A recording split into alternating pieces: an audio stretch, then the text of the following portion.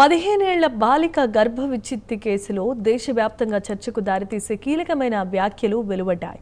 గురువారం సుప్రీంకోర్టు ఈ కేసును విచారిస్తూ సంచలనమైన సూచనలు చేసింది. అత్యాచారానికి గురైన మైనర్ బాలికకు 30 వారాల గర్భ విచ్ఛిత్తికి ఇటీవలే అనుమతినిచ్చిన అత్యున్నత న్యాయస్థానం ఇప్పుడు ఆ నిర్ణయంపై వచ్చిన క్యూరేటివ్ పిటిషన్ని కూడా పరిశీలన చేసింది. ఎయిమ్స్ తరపున దాఖలైన పిటిషన్లో ఈ దశలో గర్భ విచ్ఛిత్తి చేయటం బాలిక ఆరోగ్యానికి హానికరమవుతుందని వాదించారు.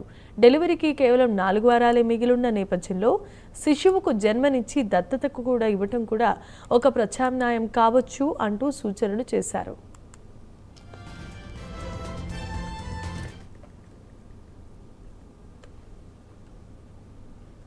అయితే దీనిపై స్పందించిన సుప్రీంకోర్టు ధర్మాసనం భావోద్వేగంతో కూడిన వ్యాఖ్యలు చేసింది.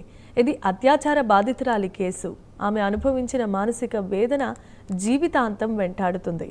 ఆమె పరిస్థితిని ఊహించుకోవటం కూడా కష్టం అని పేర్కొంది. అంతేకాదు బాలిక ఆరోగ్యంపై శాశ్వతమైన ప్రభావం లేకపోతే గర్భ విచ్ఛిత్తిని అనుమతించాల్సిందిగా స్పష్టం చేసింది.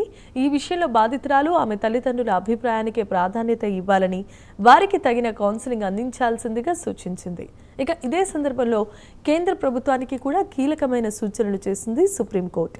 అత్యాచార బాధితులు గర్భం దాల్చిన సందర్భాల్లో గర్భ విచ్ఛిత్తి గడువును 20 వారాలకు పరిమితం చేయకుండా అవసరమైతే మరింత విస్తరించేలా చట్టాల్లో మార్పులు చేయాలని సూచించింది.